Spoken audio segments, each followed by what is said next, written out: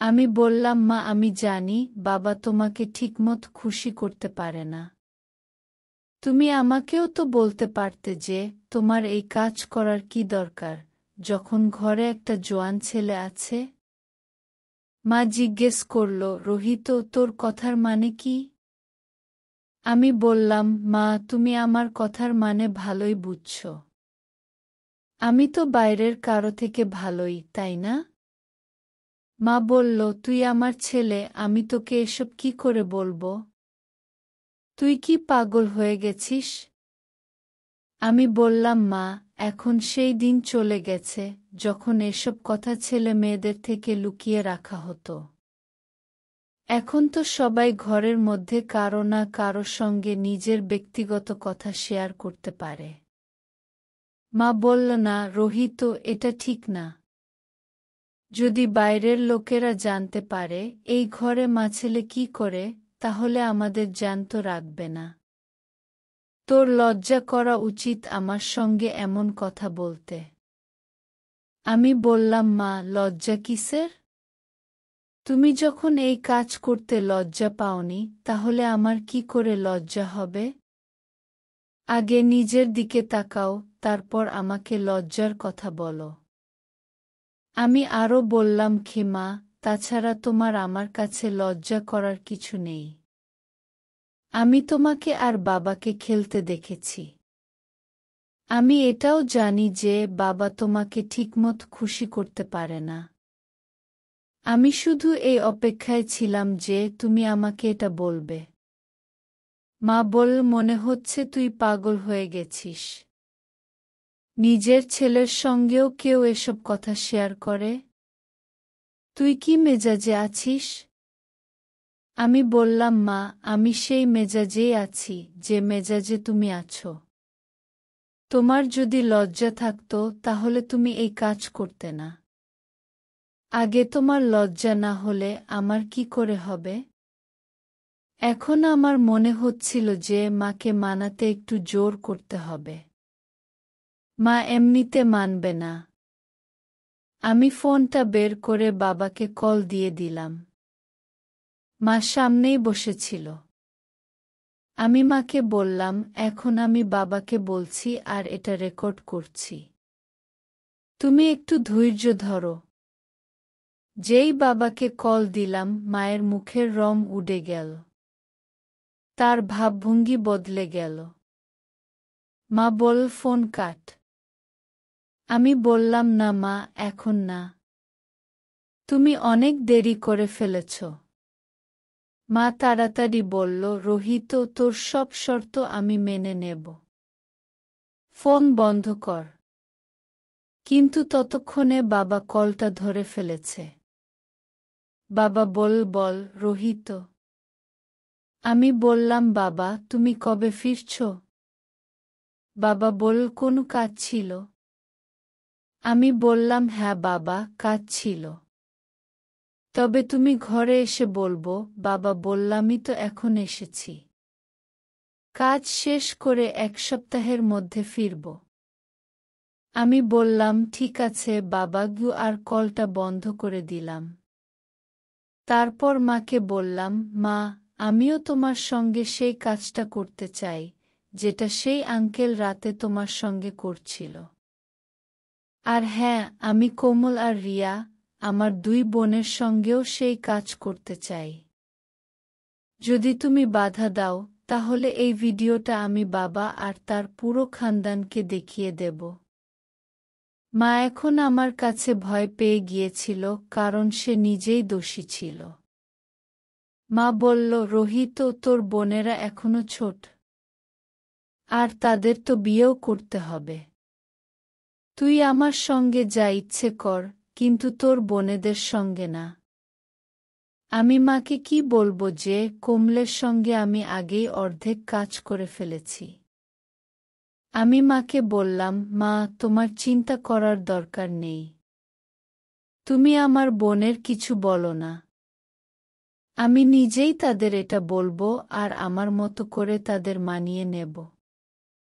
তুমি শুধু এই কথাটা ঘরের বাইরে বের করবে না। বাবাকেও বলবে না। তুমি আমার রাজ রাখবে, আমি তোমার রাজ রাখব। মা বলতে লাগল, আচ্ছা তাই কি? কাল তোর বোনেদের উপর এত ভালোবাসা দেখাচ্ছিলি যে বলছিলি সব কামাই বোনেদের উপর খরচ করবি, এখন বুঝলাম এটা তোরই একটা চাল ছিল। তুই আমাদের সবাইকে ফাঁসানোর একটা প্ল্যান করেছিস। নেইলে তুই আমার ঘরে ক্যামেরা লাগালি কেন? যদি তোর নিয়ত ঠিক থাকতো তাহলে আগে আমাকে বলতিস। আমি বললাম, মা তুমি যা বুঝতে চাও বোঝো। এখন তুমি ফেঁসে গেছ। তোমাকে এই কাজ করতেই হবে। তোমার আর কোনো উপায় নেই। এখন তুমি যা চাও, আমাকে চূড়ান্ত কথাটা বলো। মা বলল, আমার বেলায় তো ঠিক আছে, কিন্তু তোর বোনেদের সঙ্গে এটা করা ঠিক না। আর তোর কি দরকার তাদের সঙ্গে এটা করার, যখন আমি তোর সঙ্গে আছি? তুই যখন ইচ্ছে আমার সঙ্গে করতে পারিস। আমি বললাম, মা কেউ কি রোজ রোজ ডাল বা রুটি খায়? মাঝে মাঝে স্বাদ বদলানো তো দরকার। তাই আমি বলছি। মা বলল, আমি কখনো ভাবিনি তুই এতটা নিচে নামবি। যাক, কিছু যায় আসে না। জীবনটা তো এমনই। আমি বললাম, মা সোজা কথা বলি। এতে আমার দোষ নেই, তুমিই দোষী। তুমি যদি সেই আঙ্কেলের সঙ্গে এই কাজ না করতে, তাহলে আজ এসব কথাও শুনতে হতো না। সব দোষ তোমারই। মা বলল, আচ্ছা, আমার ঘাড়ের অনেক কাজ আছে। আমি এখন যাচ্ছি। বাকি কথা পরে হবে। আমি বললাম, না মা, এখন কথা না, এখন কাজই হবে। তুমি যখন চাও আমাকে বলো। মা বলল, আমি আজও সেই আঙ্কেলকে ডেকেছি। আজ আমি তাকে মানা করে দেব।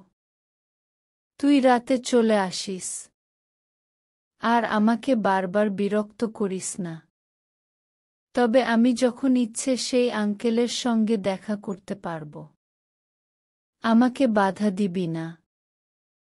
এটা আমার একটা শর্ত, যেটা তোকে মানতে হবে। আমি বললাম, না মা, এই শর্ত ঠিক না। আমি যখন তোমার সব ইচ্ছে পূরণ করব, তাহলে তোমার ওর সঙ্গে দেখা করার কি দরকার? মা বলল, তুই এখনই তো বললি রোজ রুটি বা ডাল কেউ খায় না, স্বাদ বদলানো দরকার। আমিও তো মানুষ, আমারও তো স্বাদ আছে। এবার আমি নিজের কথাতেই ফেঁসে গেলাম।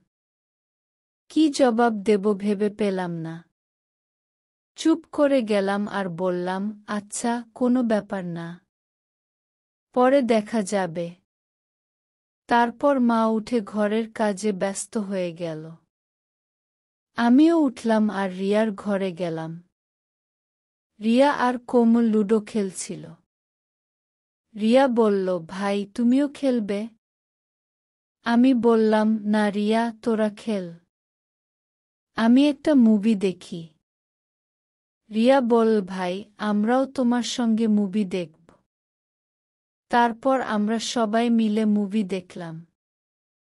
সন্ধ্যা 6টায় আমি রিয়াকে বললাম, চা বানাও রিয়া। রিয়া বলল, আচ্ছা ভাই, আমি বানিয়ে আনছি। রিয়া কিচেনে গেল আর ফিরে এসে আমাকে জিজ্ঞেস করল, তুমি মাকে কি বলেছ? আমি ভয় পেয়ে গেলাম। ভাবলাম মা বুঝি রিয়াকে সব বলে দিয়েছে। আমি জিজ্ঞেস করলাম, কি বলেছে রিয়া? রিয়া বলল, মা একটু চিন্তিত লাগছে। কিছু হয়েছে? আমি বললাম, কিছু হয়নি, শুধু বাবাকে মনে করছে হয়তো। রিয়া বলল, আচ্ছা ঠিক আছে ভাই। তাহলে রাতের জন্য কি ভেবেছ? আমি কি তোমার ঘরে আসব? আমি বললাম, রিয়া, আজ আমার শরীরটা ভালো লাগছে না। তুই কাল আয়। রিয়া রেগে গিয়ে বলল, আমি আগেই জানতাম। তোমার আমার থেকে মন ভরে গেছে। ভাই, এমন করো না। আমি তোমার উপর ভরসা করেছি। আমি বললাম, রিয়া, তুই পাগল হয়ে গেছিস। আমি ভয় পাচ্ছিলাম যে রিয়া বাইরে গিয়ে কিছু বলে না দেয়া। আমি তাকে বোঝানোর চেষ্টা করলাম, রিয়া, এমন কিছু না। আমি তোকে ভালোবাসি। তুই এটা কি করে ভাবলি? রিয়া বলল, যদি এমন না হয় তাহলে আমাকে কসম দে। আমার আর তোর উপর ভরসা হচ্ছে না। আমি বললাম, রিয়া, তোর কসম, আমি তোকে কখনো ধোঁকা দেব না। তখন রিয়া খুশি হয়ে আমাকে জড়িয়ে ধরল। আমি উপরে আমার ঘরে গিয়ে ফ্রেশ হয়ে নিচে এলাম। মাকে জিজ্ঞেস করলাম, রাতে খাওয়ার প্ল্যান কি? মা বলল, যা নিয়ে আসবি বানিয়ে দেব। আমি বাজারে গেলাম, কারণ আজ আমার জীবনের সবচেয়ে বড় দিন ছিল। আমি 1 কেজি মিষ্টি, কিছু ফল, কোল্ড ড্রিঙ্ক আর মুরগি নিয়ে এলাম। মাকে বললাম, মা, আজ তুমি নিজের হাতে বিরিয়ানি বানাও। আমরা সবাই মিলে খাব। মা বিরিয়ানি বানানো শুরু করল। আমি রিয়াকে বললাম, রিয়া, তুই এখন বড় হয়ে গেছিস। মায়ের সঙ্গে কিচেনে গিয়ে হাত বাটা। রিয়া বলল, আমি ক্লান্ত হয়ে গেছি। আমি জিজ্ঞেস করলাম, কি কাজ করলি যে ক্লান্ত হয়ে গেলি? রিয়ার চোখে দুষ্টুমি দেখলাম, সে আমাকে খোঁচাচ্ছিল। আমি বললাম, আচ্ছা, তুই না করবি তো ছুটকে পাঠা। মা দাঁড়িয়ে সব শুনছিল আর বলল, কারো দরকার নেই। আমি আগেও একা সব কাজ করতাম, আজও করতে পারব। মা রেগেছিল হয়তো, আমার উপর রাগ দেখাচ্ছিল, কিন্তু তার আর কোনো উপায়ও ছিল না। মা যতক্ষণে বিরিয়ানি বানালো, রাত 10টা বেজে গিয়েছিল। মা রিয়াকে ডাকল, রিয়া, এসে বিরিয়ানিটা পরিবেশন কর। রিয়া বিরিয়ানি প্লেটে সাজালো আর ছোট কোমল কোল্ড ড্রিঙ্ক আনতে গেল। আমরা সবাই মিলে বিরিয়ানি খেলাম। তারপর রাতের চা খেলাম আর টিভি লাউঞ্জে বসে গল্প করতে লাগলাম। রিয়া মাকে বারবার জিজ্ঞেস করছিল, মা, কি হয়েছে? তুমি চিন্তিত লাগছ। আমি কথা ঘোরানোর জন্য বললাম, কিছু না, তোকে আগেও বলেছি। মা বাবার জন্য চিন্তা করছে। এই প্রথম তো বাবা বাড়ির বাইরে গেছে, তাই মা চুপচাপ হয়ে গেছে। রাত 12টা বেজে গিয়েছিল। সবাই নিজের নিজের ঘরে যাচ্ছিল। আমি মাকে ইশারা করে আমার ঘরে চলে গেলাম। ফ্রেশ হয়ে আলমারি থেকে একটা ভালো পারফিউম বের করে লাগালাম। রাত 1টা বাজছিল। আমি মায়ের নম্বরে কল দিলাম যে আমি তার ঘরে যাচ্ছি, কিন্তু মা কল ধরল না। আমি ভাবলাম, মায়ের ঘরের ক্যামেরা চালু করে দেখি সে কি করছে। মোবাইল চালু করে ক্যামেরায় দেখতে গেলাম, কিন্তু দেখলাম ক্যামেরা চালুই হচ্ছে না। মা সেই ক্যামেরা ঘর থেকে সরিয়ে ফেলেছে। আমার রাগ হয়ে গেল। রেগে নিচে গেলাম, কিন্তু মায়ের ঘরের দরজা লক করা। বুঝলাম, মা আমার সঙ্গে খেলছে। দরজায় ধাক্কা দেওয়া ঠিক মনে করলাম না, কারণ পাশের ঘরে আমার বোনেরা ঘুমাচ্ছিল, শব্দ শুনে তারা বেরিয়ে আসতে পারত। তারপর মায়ের নম্বরে একটানা কল দিলাম। 3-4 বার কলের পর মা ফোন ধরল। আমি বললাম, মা, এটা তোমার শেষ সুযোগ। আজ রাত যদি এমনই চলে যায়, তাহলে কালকের দিন তোমার জন্য ভালো হবে না। মা আমার কথায় ভয় পেয়ে গেল আর দরজা খুলে দিল। আমি তাড়াতাড়ি মায়ের ঘরে গিয়ে বিছানায় বসলাম। মাকে জিজ্ঞেস করলাম, কি হয়েছে? তুমি ক্যামেরাটাও সরিয়ে ফেলেছ? মা রেগে বল, হ্যাঁ, আমি সরিয়েছি। তোর কাজ তো হচ্ছে, তুই কেন চিন্তা করছিস? আমি বললাম, আচ্ছা, কোনো ব্যাপার না। আমার কাজ তো হয়েই গেছে। এখন আমার কাছে সেই ভিডিওটাও চলে এসেছে। তুমি ক্যামেরা লাগাও বা না লাগাও, তাতে কিছু যায় আসে না। আমি মাকে বললাম, মা, এখন তাড়াতাড়ি আমাকে খুশি করে দাও, কেউ এসে পড়ার আগে। মা বলল, একটা কথা বলি, আজকে রাতটা ছেড়ে দে। কাল আমার ঘরে আছিস, যেমন বলবি তেমন করব। আজ আমার মন বসছে না, প্লিজ।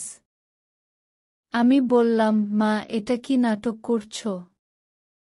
কখনো আমার কল ধর না, কখনো দরজা বন্ধ করে দাও। এত কষ্ট করে তোমার ঘরে এসেছি, আর তুমি আমাকে মানা করছো? এখন তোমাকে এটা করতেই হবে। মা বলল, আচ্ছা ঠিক আছে। আমার সেই শর্তটা মনে আছে তো? আমি যখন ইচ্ছে সেই আঙ্কেলের সঙ্গে দেখা করতে পারব। তুই আমাকে এখন তাকে দেখতে বারণ করবি না। আমি বললাম, মা, তুমি যখন আমার সঙ্গে এই কাজ করবে, তখন তোমার তার সঙ্গে দেখা করতে ইচ্ছে করবে না। তুমি নিজেই তাকে ছেড়ে দেবে।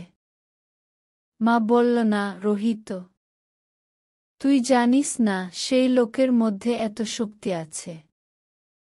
সে আমাকে যতটা খুশি করেছে আমি জীবনে এত সুখ পাইনি। আমি তো ভাবছিলাম তার সঙ্গে বিয়ে করব। যদি আমার ছেলে মেয়ে না থাকতো আর এত বড় না হতো, তাহলে আমি কবে বিয়ে করে ফেলতাম। এখন কি মুখ দেখাবো লোকের সামনে? শুধু এটা ভেবেই থেমে আছি। কিন্তু এখন এটা নিয়ে ভাবব, যখন সন্তানই এমন হয়, তখন এমনই ঠিক আছে। আমি বললাম, মা, তুমি কি আমাকে ভয় দেখাচ্ছ? মা বলল, না, ভয় দেখাচ্ছি না। আমার মনের কথা বলছি। তুইও তো তোর মনের কথা মানাচ্ছিস, আমি কেন মানাতে পারব না? আমি বললাম, আচ্ছা মা, এটা নিয়ে পরে কথা হবে। এখন সময় খুব কম, রাত 2টো বাজে। তাড়াতাড়ি কাজটা শুরু করো। মা বলল, আচ্ছা, আমি ওয়াশরুম থেকে ঘুরে আসি। তুই এখানে শুয়ে থাক। আমি শুয়েছিলাম। মা ফিরে এলো। তাকে দেখে আমার হুঁশ উড়ে গেল। বন্ধুরা, এই গল্পের পরের অংশ দেখতে এই চ্যানেলে সাবস্ক্রাইব করো আর বেল আইকনটা ক্লিক করো, যাতে পরের অংশটা তোমরা সহজে পেয়ে যাও। ধন্যবাদ।